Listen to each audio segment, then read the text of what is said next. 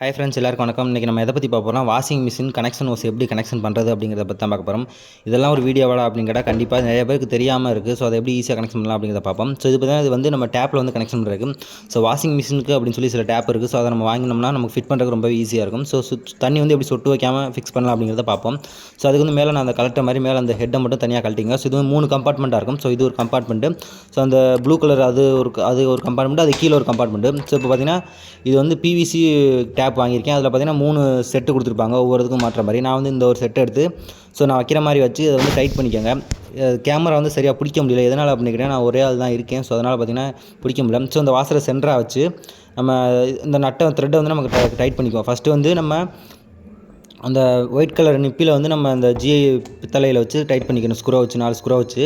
அதுக்கப்புறம் பார்த்திங்கன்னா அந்த வாசரை வந்து சென்டராக வச்சு அந்த மரையை வந்து நம்ம எப்படி கலட்டணுமோ அதே மாதிரி இதை வச்சு அதில் டைட் பண்ணிக்கணும்.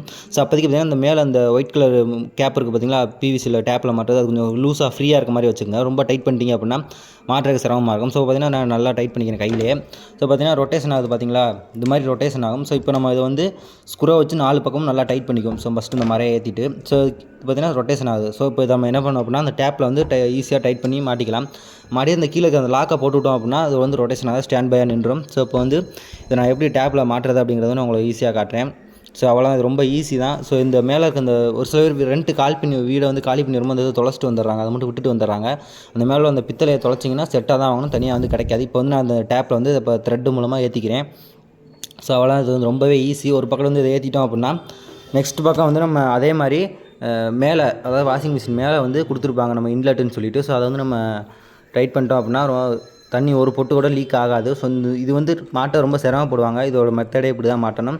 ஸோ இப்போ நான் எதையும் டைட் பண்ணிட்டேன். இப்போ பார்த்தீங்கன்னா நம்ம ப்ளக்கை கொடுத்து ஃபஸ்ட்டு வாட்டரை திறந்து விட்டுறணும். ஸோ அதுக்கப்புறம் தான் வந்து நம்ம பவரை வந்து கொடுக்கணும். எதனால் அப்படின்னு கேட்டிங்கன்னா கரண்ட் ஒரு சிலவங்க அப்படியே பிடுங்கி வச்சுருப்பாங்க. நம்ம திருப்பி போட்டோம்னா தண்ணி ஆன் பண்ணபடி இருக்கும், தண்ணி வராது. ஸோ அதனால் தண்ணி வரல அப்படின்னா அந்த மோட்டர் வந்து கெட்டு போயிடும்.